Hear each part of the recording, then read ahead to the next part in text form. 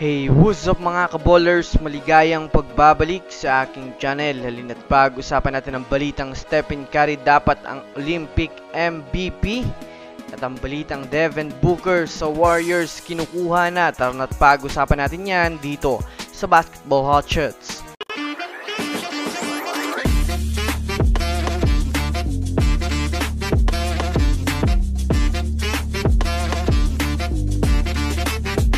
Una nga muna tayong dumako mga kaballers sa balita patungkol sa pagkuha ng Golden State Warriors kay Devin Booker.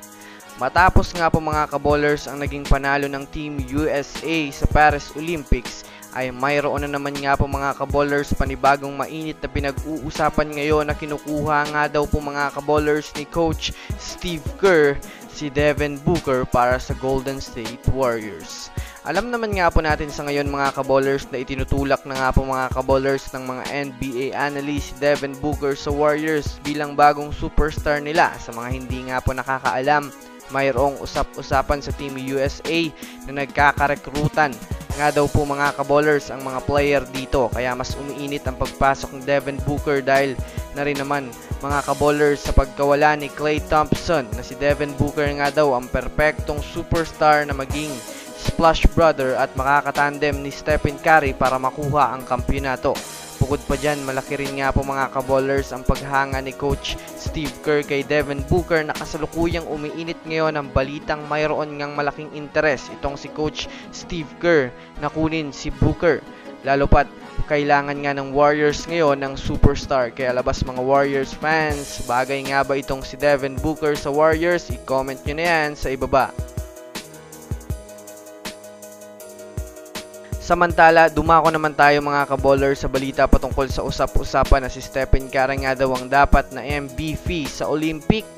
Well, alam naman nga po natin sa ngayon na maraming fans ng Team USA ang nagbubunyi matapos tuluyang makuha na nga po mga kaballers ng Team USA ang gintong medalya sa pangunguna ng nag-iisang LeBron James. Yes mga kaballers, si LeBron James nga po sa ngayon ang itinanghal na Olympic MVP ngayon. Ngunit sa kabila nga po mga kaballers ng kasiyahan ay marami ding mga fans ang kumukontra na dapat nga daw si Stephen Curry ang itinanghal na MVP dahil na rin naman mga kaballers, siya nga daw po ang bumubuhat sa Team USA sa dalawang mahalagang laro yan mga kaballers. Yan nga ang semifinals at ang finals. Pero para nga po sa kaalaman ng lahat mga kaballers, si LeBron James nga po talaga ang deserving na MVP dahil na rin siya nga po ang laging nangunguna pagdating sa stats sa kanilang naging karera sa Paris Olympics.